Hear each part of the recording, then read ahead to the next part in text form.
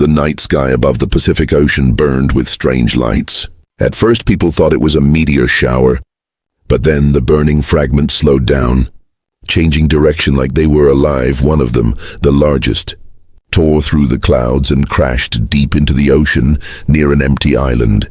The shockwave was so strong that nearby ships lost communication for hours. When morning came, satellites focused on that spot. Military radars reported something big, metallic and still active under the waves. It was not human. No country claimed it. No signal matched any known technology. The world held its breath, waiting for answers on that island. A small American naval team landed first. Their ship was called USS Horizon. Commander Blake, a man known for calm under pressure, led the operation. His team carried scanners and drones as they moved inland. They found twisted metal scattered like bones. Some parts glowed faintly blue, others hummed as if still alive. Then, they found something that made everyone freeze. It was a figure lying beside a broken pod, small, fragile, and clearly not human. Its skin shimmered like silver glass, eyes closed, body shaking weakly. The creature was wounded, breathing fast. Blake ordered the medic forward. "Careful, it's alive," he whispered. The medic scanned it. "Sir, it's losing strength fast." "Do what you can," Blake said. The team worked quickly. When the alien opened its eyes, they were bright violet, full of fear. It didn't attack, didn't resist. Instead, it spoke weakly in a language no one could understand. Moments later, it passed out. They sent a message to command soon. The area was locked down by military and scientists. The wreckage was moved to a secret facility near Alaska, and the alien, who they later called Eleanor, was taken into medical care. What they didn't know was that Eleanor was not alone. There were others, still deep underwater, trapped in another broken ship. Days later, global news started to guess. Unknown object crashes in Pacific, UFO or experimental drone. Governments denied everything, but strange signals began to appear on Earth's orbit. Something out there was searching, scanning, calling for the missing ship. Inside the facility, Eleanor woke up surrounded by humans. She was weak but alive when she saw Blake again. She looked afraid. Blake raised his hands, showing no weapon. "It's okay," he said slowly. "You're safe." She tilted her head, confused but curious. Over time, using AI translators, they began to understand her words. Her first message shocked everyone. She said, "We are refugees." Blake frowned. "Refugees? From where?" She answered, "From the Draven Empire. They destroy worlds. We ran." The room went silent. Eleanor explained that her people, the Sithari, were peaceful travelers who escaped war. They were being hunted by a brutal alien empire that enslaved or exterminated weaker races. Her ship was never meant to come to Earth. They were running. Their navigation was damaged. The crash was an accident, but the Draven had tracked their escape pods. "They will come," she warned in trembling voice. "They will come for us." Blake looked at his team. They had no orders for something like this. Aliens, refugees, and now a possible invasion. He reported everything to command. The response was simple. Classify all information. Prepare for contact. Within days, secret meetings were held among world leaders. Some said to hand the alien over. Some said to hide them. But a few argued something different. "If what she says is true," said one general, "then those invaders are a danger to Earth too," Commander Blake agreed. "She didn't come here to fight," he said. "She came here to survive." Then something terrifying happened. NASA's deep space sensors picked up 3 massive energy signatures entering the solar system. They were not asteroids, not comets. They were ships, huge and cold, moving directly toward Earth. The same blue energy that burned in Eleanor's wreckage now glowed in the night sky again. Blake stood on the deck of USS Horizon, watching the horizon turn red. He knew it already. Earth was no longer alone, and soon humanity would have to make a choice. Protect themselves or protect those who came seeking refuge. The ocean wind carried the faint hum of alien engines. Eleanor's words echoed in his mind. "They will come for us," she had said. But Blake whispered to himself, "Let them come. Because this time they'll find Earth standing in their way." First contact. The world above seemed calm, but under the surface every nation was holding its breath. Satellites tracked 3 massive alien ships entering orbit around the moon.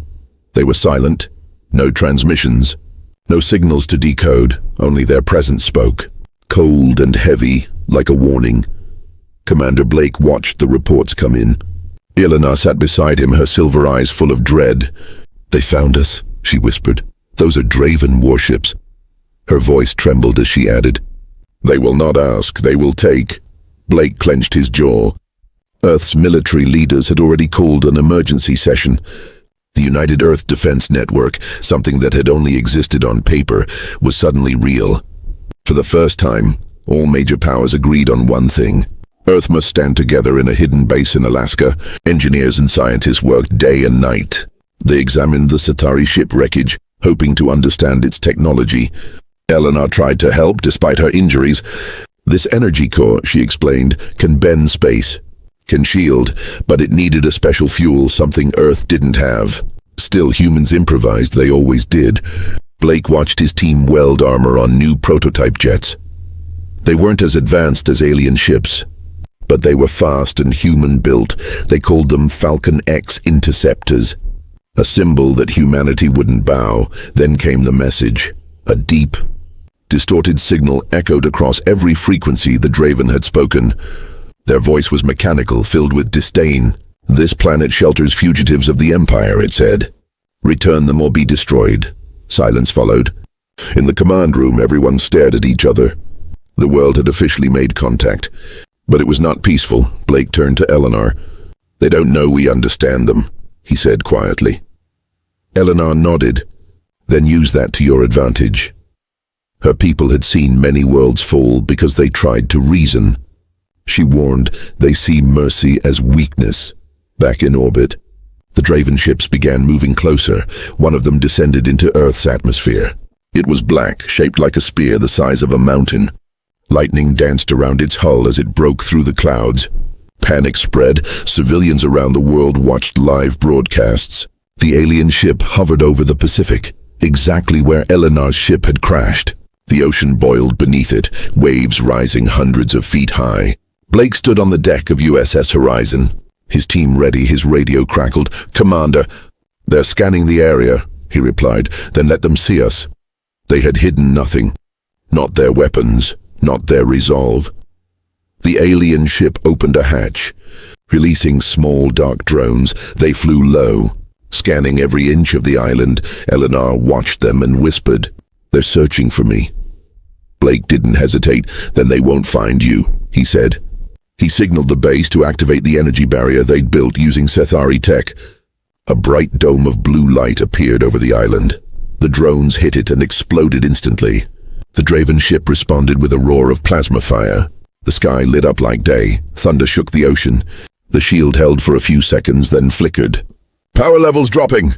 The technician shouted. "Hold it!" Blake yelled. "Just hold it." The team inside the control room rerouted all systems to keep the barrier alive. Then came a voice not from Earth, but from inside the alien ship. It was broadcast directly into Blake's headset. "Terran Commander, you defy the Empire." Blake took a deep breath. "This is Earth," he said firmly. "These refugees are under our protection." There was a pause. Then the voice replied, cold and mocking, "Then you will share their fate." The Draven ship's main cannon began to glow red. It aimed directly at the island. Blake shouted, "All units, brace for impact." But before the beam fired, something unexpected happened. From deep under the ocean, another energy surge erupted. A massive shape rose from the depths. It was the second Sethari ship. The one thought destroyed. Its systems had rebooted after days of silence. The ship unleashed a pulse of blue light that struck the Draven vessel head-on. The impact threw waves miles high. When the light faded, the Draven ship staggered, its outer armor scorched. Blake stared in shock. "That's your ship?" Eleanor nodded, tears in her eyes. "It was my brother's." The Draven ship retreated for the first time. It pulled back into the clouds, regrouping. But everyone knew this was not over. They would return stronger, angrier, and ready for war. Blake looked at the wounded Sethari vessel rising from the sea. He turned to Eleanor and said, "Looks like we've got allies now." Eleanor smiled faintly. "And enemies beyond counting," he answered. Then we fight together." As night fell, the stars above glowed brighter. Earth had fired its first shot in a war it never wanted. But humanity was ready to stand its ground, because this time, they weren't fighting for conquest or pride.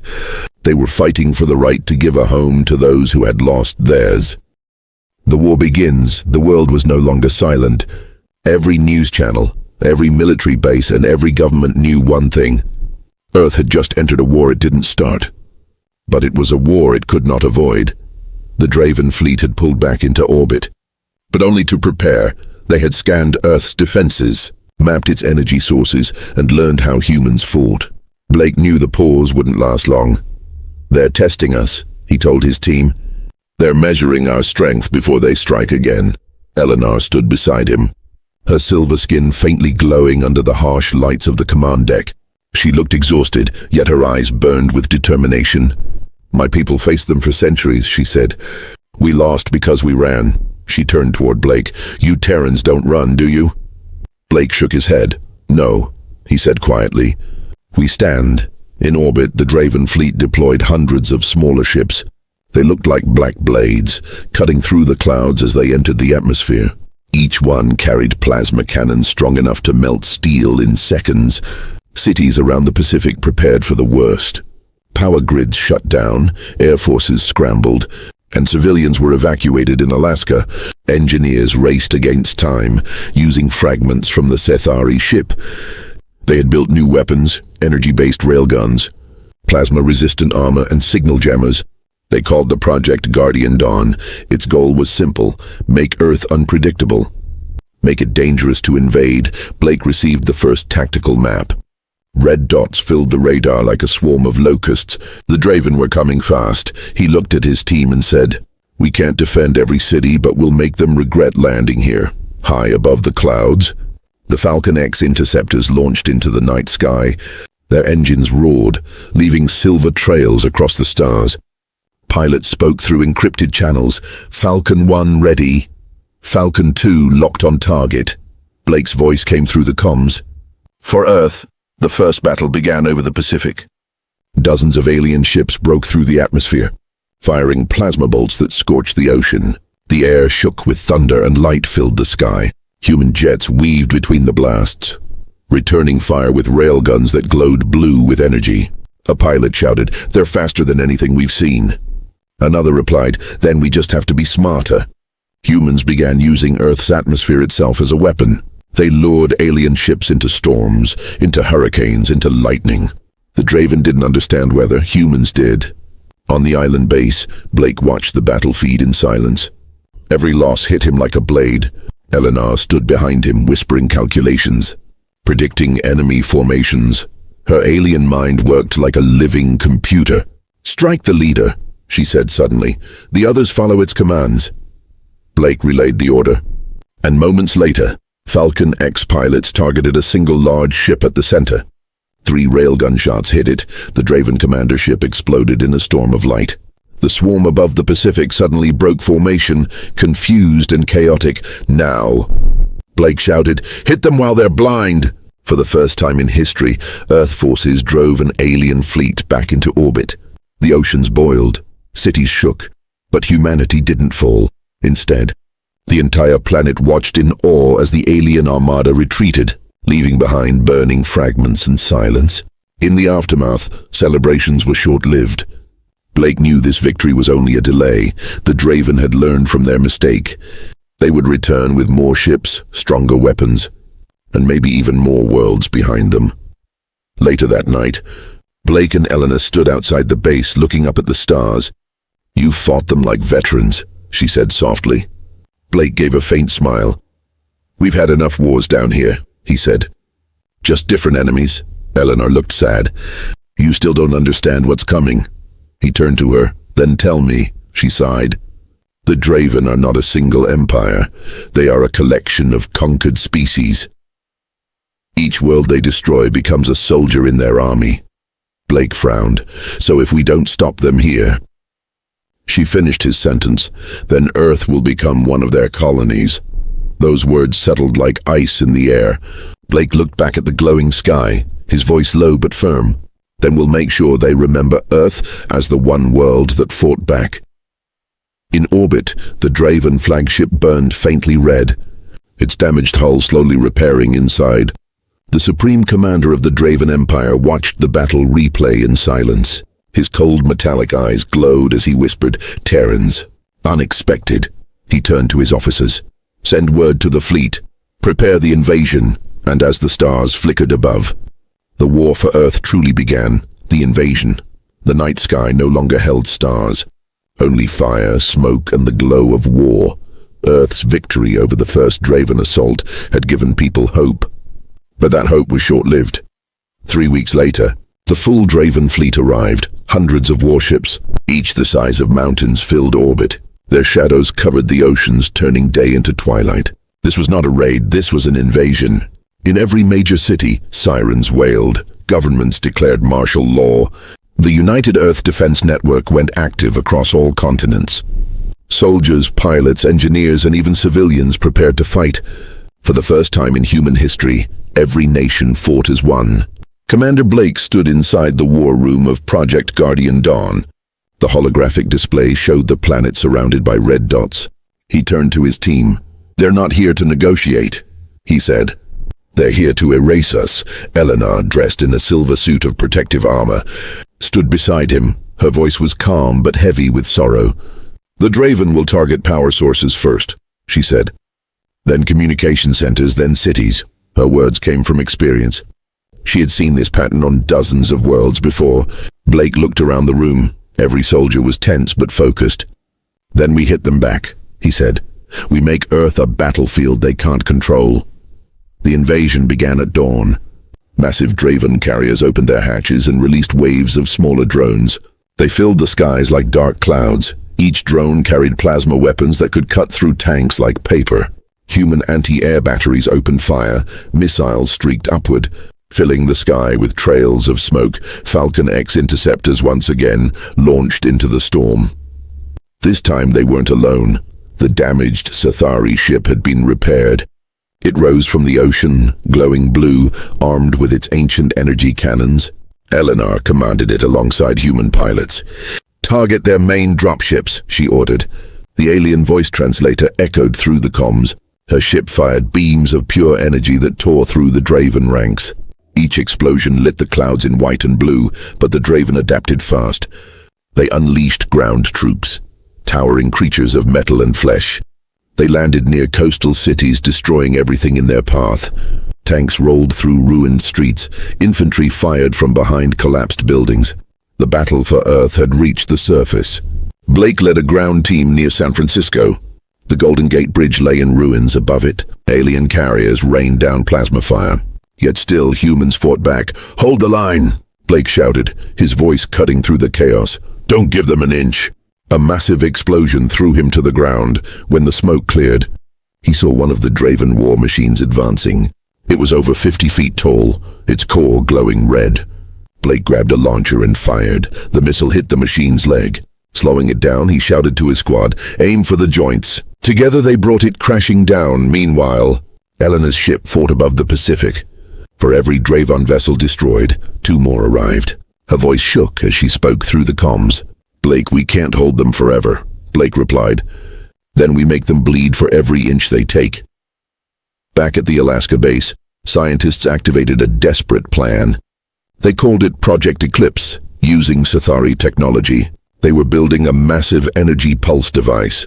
Its purpose, to disable Draven ships for a few minutes, giving Earth a chance to strike back, but it wasn't ready yet. The Draven soon realized where the pulse was being built. Their ships turned toward Alaska. Blake received the alert. "They've found the base," said a voice through the comms. He looked up at the burning sky. "Then we'll meet them there," he said, hours later. The sky above Alaska filled with light. Dozens of Draven ships descended. The snow melted into steam as they landed. Human forces stood waiting, cold, tired but unbroken. Blake and Eleanor stood side by side on the frozen plain. The air trembled as alien engines roared overhead. She looked at him and said, "You don't have to do this." He smiled faintly. "Yes, I do." He loaded his rifle and whispered. "For Earth," the Draven commander broadcast his voice again. "You could have lived," it said. But you chose death. Blake raised his head toward the sky and answered, "No, we chose freedom." The first blast hit the ground like a meteor. The shockwave threw soldiers backward, but they rose again. Artillery fired, missiles screamed, and the frozen battlefield turned into fire and chaos. Humans and Cathari fought side by side, blood and metal mixed in the snow. For hours, neither side gained ground, but in the distance, the scientists sent a signal. Project Eclipse was ready. Blake gave the order, "Fire it." A massive surge of blue light erupted from the base. The pulse spread through the sky, crackling with power. Every Draven ship it touched went silent, their engines dying mid-air. One by one, they fell from the clouds. Crashing into the mountains, the battlefield froze.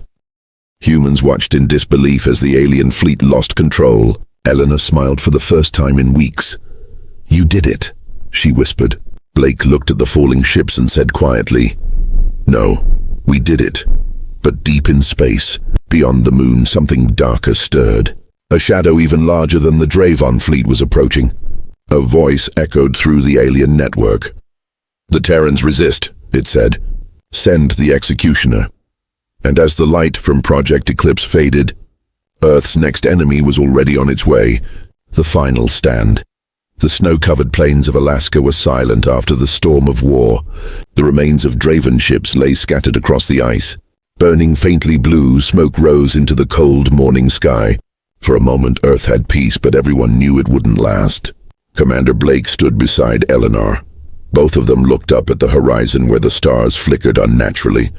A new shadow had appeared, larger than anything before. Eleanor's voice broke the silence. "That's not a ship," she whispered.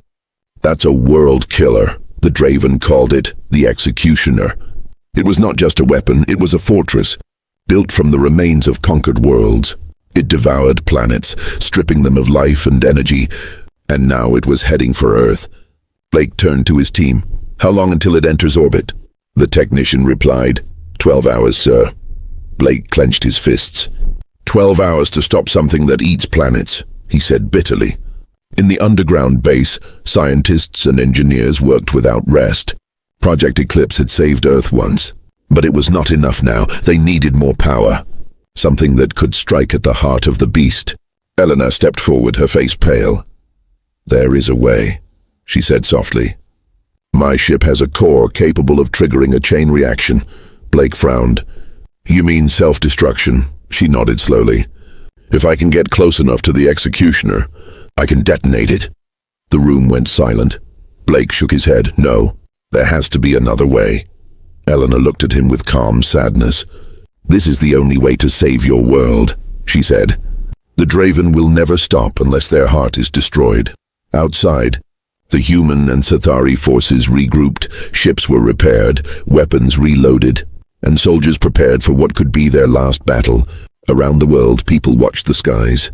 From New York to Tokyo, from Moscow to Karachi, the same question burned in every mind. Could humanity survive this? When the executioner entered Earth's orbit, the sky turned red, lightning crackled across the clouds, and the oceans rose in violent waves. Its gravity pulled the moon closer, disturbing tides and winds. Every system on Earth screamed with alarms. Blake stood on the bridge of USS Horizon, his face grim but steady. "All fleets, all wings," he said through the comms. "This is it. No retreat, no surrender.